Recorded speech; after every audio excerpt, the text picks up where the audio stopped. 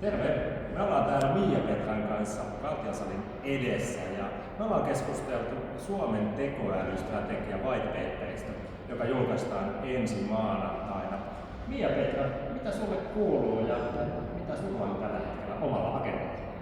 Tervetuloa eduskuntaan ja mähän olen tarkastellut tätä tekoälykysymystä enemmän eurooppalaisena ja globaalinakin ja kiva katsoa, kun olet kirjoittanut siihen omaan näkemykseesi, että mitä tehdä Suomessa, koska ei EU:ssa tapahdu mitään, jos ei jäsenvaltiot tee vauhdikkaasti asioita tekoälyn hyödyntämiseen, tutkimiseen ja käyttöönottoon. Ja mä haluaisin nähdä, että Suomi ottaa semmoisen kiihdytyskaistan nyt, koska meillä on mitään hyviä siemeniä, mutta ei vielä hirveästi viljaa. Se on juuri näin, ja tämä on itse asiassa mun suuri huoli. Eli me ollaan jääty Suomena nyt valitettavasti takamatkalle, mutta meillä on kaikki edellytykset ottaa kiinni Euroopan edelläkävijämaat.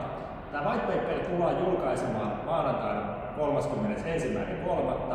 ja kaikki suomalaiset kutsutaan sen jälkeen yhteistyöhön viemään tätä asiaa eteenpäin. Minusta on tosi hyvä, että kun sitä on käyty läpi ja kiitos, että sain etukäteisen maistiaisia ja vähän evästääkin sitä. Ja siinä on kuitenkin konkretisoitu sitä, mutta ehkä se ydin on se, että asenne.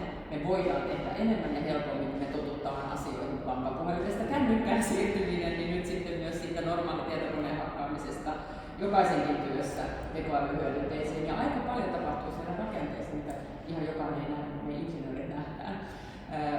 Mä olisin siellä paikalla ilman muuta ja kehotan ihmisiä menemään sinne, mutta mä olen mennyt samaan aikaan Yhdysvalloissa ja Kanadassa, mutta tämän saman aiheen parissa, että kyllä ne kilpailijatkin tekevät paljon. Se on juuri näin. Viedään yhdessä Suomen sanomaa eteenpäin ja kiitos paljon kaikille.